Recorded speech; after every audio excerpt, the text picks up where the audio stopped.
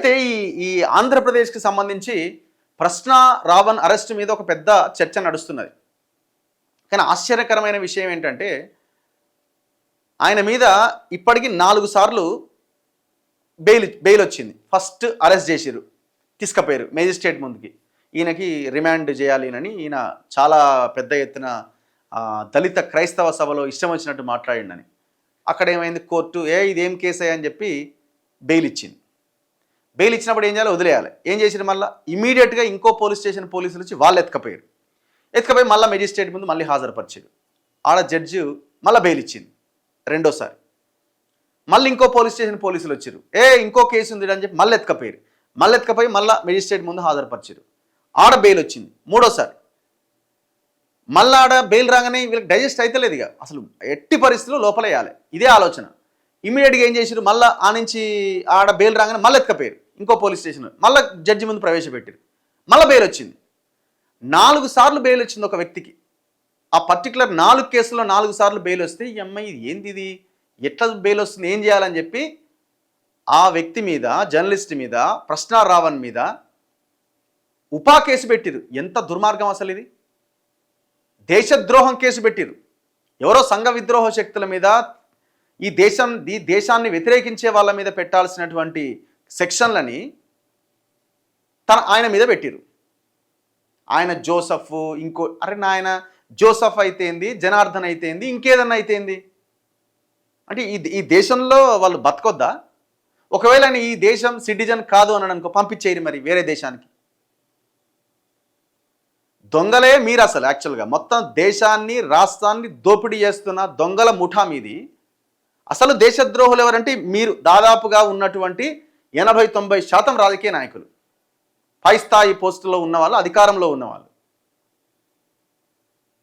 ఇప్పుడు ఆయన ఏమన్నా, లేకపోతే ఎవరన్నా చంపిండా, ఎవరన్నా రేప్ చేసిండా, లేకపోతే ఇంకేదన్నా జరిగిందా, రకరకాల ఎలిగేషన్స్ పెట్టి ఇక హైదరాబాద్ కేంద్రంగా నడిచే ఆంధ్ర ఛానళ్ళు కొన్ని. అసలు ఆంధ్రప్రదేశ్ పోలీసులట తమిళనాడు పోలీసుల దగ్గరికి పోయి ట్రైనింగ్ తీసుకోవాలన్నట. అంటే ఆంధ్రప్రదేశ్ పోలీసులు చేతకాని వాళ్ళ? ఎవరంటున్నారు ఆ మాట? తెలుగుదేశం పార్టీ నడిపించే ఛానళ్ళే చెప్తున్నాయి ఆ మాట. జనసేన లీడర్లు ఆ డిబేట్లలో కూర్చొని ప్రభుత్వం మాకు సహకరిస్తలేదండి, గిన్నిసార్లు బెయిల్ ఎట్లా వస్తుందండి అంటే వాడిని తీసుకుపోయి ఆ జడ్జి ప్లేస్లో కూర్చోబెట్టాలి. నాకు తెలిసి వాడిని తీసుకుపోయి జడ్జి ప్లేస్లో కూర్చోబెడితే ఉరిశిక్షారని రాస్తారేమో ఇమీడియట్గా తీసుకుపోగానే. ఎక్కడ దొరికిరానా ఆయన మీరంతా? 4 సార్లు జడ్జి బెయిల్ ఇస్తే 5వసారి ఉపా కేసు పెట్టి లోపలేసారు. అయిపోయిందా? ఇక మీ కక్ష తీరిందా? మీ పగ తీరిందా? ఇక ఆయన ఎప్పటికీ జైల్లోనే ఉంటాడా? ఇక ఉపా కేసు పెడితే 2 నెలలు పెడతారు, 3 నెలలు పెడతారు, 6 నెలలు పెడతారు. 6 నెలల తర్వాత పరిస్థితి ఏంది? బయటికి రాకుండా ఉంటాడా? ఆ కేసు ఏమైనా నిలబడుతుందా? ఇప్పుడు ఆ ఉపా కేసు దేని మీద పెట్టారు? దళిత క్రైస్తవ సభలో ఆయన మాట్లాడిన మాటల మీద. ఏముంది ఆయన మాట్లాడింది? పవన్ కళ్యాణ్ కూడా నరకండి, తిప్పండి, చెప్పులతో కొట్టండి అని మాట్లాడిండు. మరి పవన్ కళ్యాణ్ మీద ఇదే ఉపా కేసు పెట్టిరా? ఇప్పుడు ఇదే టీడీపీ అపోజిషన్ పార్టీలో ఉన్నప్పుడు, వైసీపీ అధికారంలో ఉన్నప్పుడు, తెలుగుదేశం పార్టీ తరపున మాట్లాడిన యూట్యూబర్లు కూడా ఇదే భాష మాట్లాడారు కదా. అంటే ఇంతకంటే భయంకరంగా మాట్లాడారు కదా. మీరు ఎవరైనా క్వశ్చన్ అడిగినప్పుడు వాళ్ళకి సమాధానం చెప్పకపోతే సైలెంట్గా ఉండండి. సమాధానం చెప్పకుండా ఈ రకమైన దాడి ఏంది? ఇప్పుడు దేశద్రోహం కేసు పెట్టాల్సి వస్తే తెలంగాణలో 10 ఎకరాల చెరువు కబ్జా పెట్టిన పవన్ కళ్యాణ్ మీద కదా కేసు పెట్టాల్సింది. 2 ఎకరాల చంద్రబాబు నాయుడు 2,000 కోట్ల రూపాయలు ఎట్లా సంపాదించిండు? దేశద్రోహం కేసు ఎవరి మీద పెట్టాలా?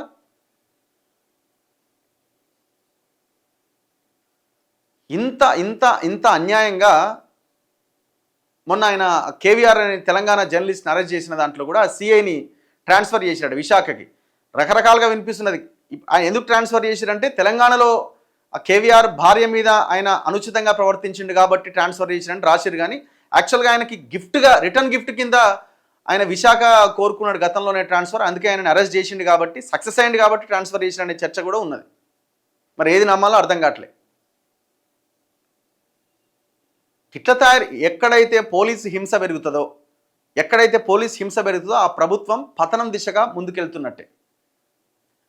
ఆ రాజకీయము ఆంధ్రప్రదేశ్ ప్రజలు తేల్చుకుంటారు, మనం చెప్పలేము. అది నెక్స్ట్ ఎవరు వస్తారు, ఆ పతనం తర్వాత ఇంకా పాత వాళ్ళు వస్తారా, కొత్త వాళ్ళు వస్తారా అని ప్రజలు తేల్చుకుంటారు.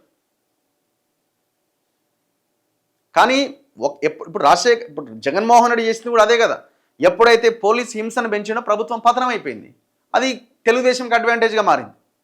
ఇప్పుడు మీరు చేస్తున్నది అధికారంలోకి వచ్చిన తర్వాత ఎవడన్నా క్వశ్చన్ చేసేటోడి మీద ఉపా కేసు పెడతారా? మరి ఈ లెక్కన ఉపా కేసు పెట్టాలంటే ఆంధ్రప్రదేశ్లో ఏ రాజకీయ నాయకుడు ఉండడు. మరి అంటే మాట్లాడిన మాటల ప్రకారమే కేసు పెట్టాలనుకుంటే